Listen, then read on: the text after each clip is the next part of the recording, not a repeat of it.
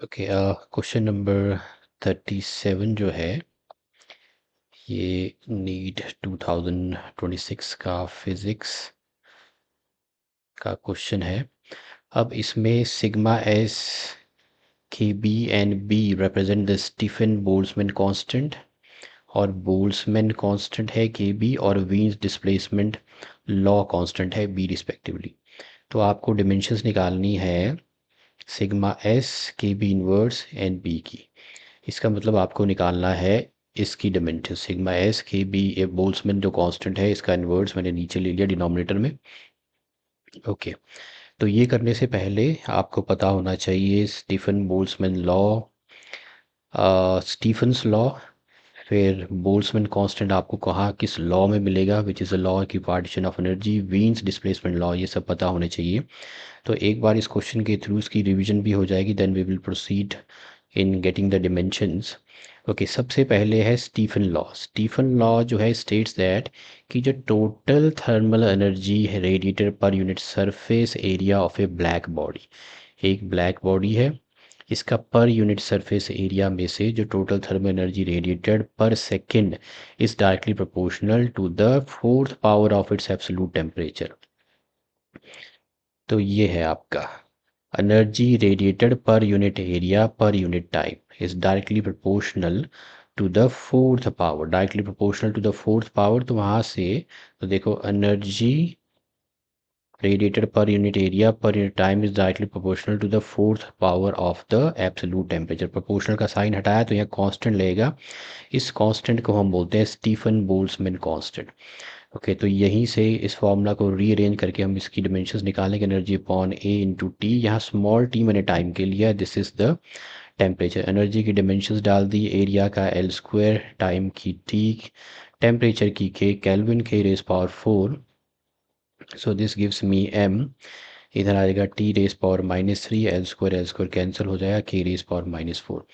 Next जो है आपको चाहिए बोल्ट्जमैन कांस्टेंट। बोल्ट्जमैन कांस्टेंट आपको मिलेगा law of equipartition of energy.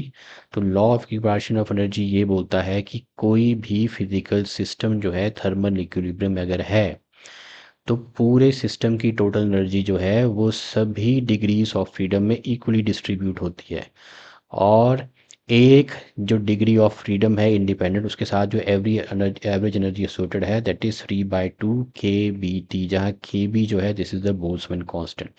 तो ये law of equipartition of energy लगाया हमने from kinetic theory of gases.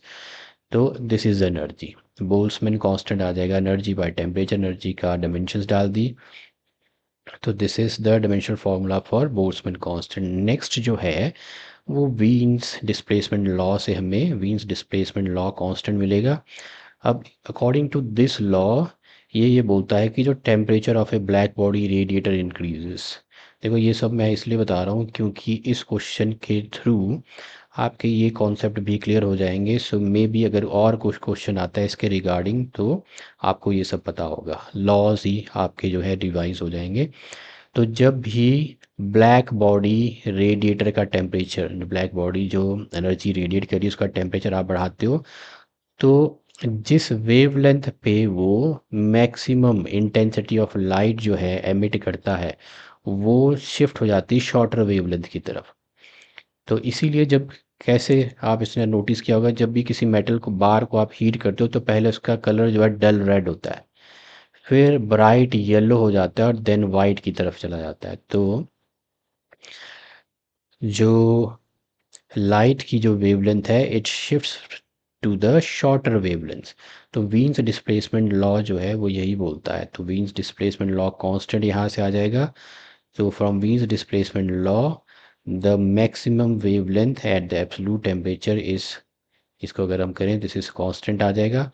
तो यहाँ से मुझे मिल जाएगा वीन्स displacement law constant which is lambda max into temperature का केल्विन, इसका आ गया लेंथ। ओके, इन्हीं की जो फाइनल जो हमें जहाँ पे डिमेंशन फार्मूला निकालना है, एक वीन्स displacement law constant, Boltzmann constant और स्टीफन बोल्ट्जमैन लॉ कांस्टेंट पहला वाला जो था। Okay, Stephen Boltzmann constant. तो ये सब वैल्यू सब हमने यहाँ पे डाल दी। तो मेरे पास यहाँ पे देखो, पहले मैं न्यूमरेटर को सिंप्लीफाई कर लेता हूँ, तो आ गया एम एल एक ही है, T raise power minus three K raise power minus three, denominator तो है ही है, ये के स्ट्राइक कर सकते हो, एक एल बच गया। तो मेरे पास रह जाएगा L raise power minus one T minus one K raise power minus two, L L minus one T minus one K raise power minus two, L minus 1 t minus 1 k raised power minus 2, first is the correct option here. तो first ही आई थी हमारे पास, ये है L minus 1 t minus 1 k raised power minus 2। Okay, thank you for watching.